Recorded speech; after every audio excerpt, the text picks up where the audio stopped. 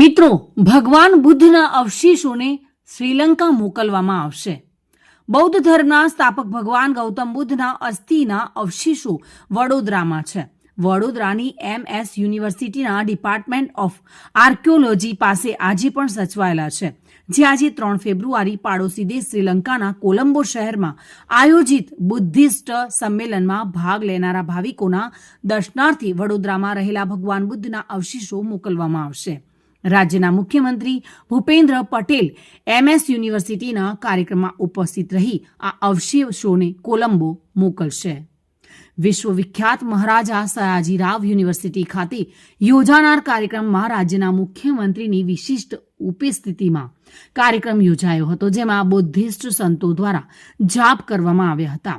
ભગવાન બુદ્ધના અવશેષોને મુખ્યમંત્રી દર્શન કરી પુષ્પાંજલિ અર્પણ કરશે અને બાદમાં ગાર્ડ ઓફ ઓનર આપી શોભાયાત્રા કાઢવામાં આવશે અને ત્યારબાદ આ અવશેષોને પ્લેન મારફત વાયા દિલ્હી થઈને કોલંબો મોકલવામાં આવશે.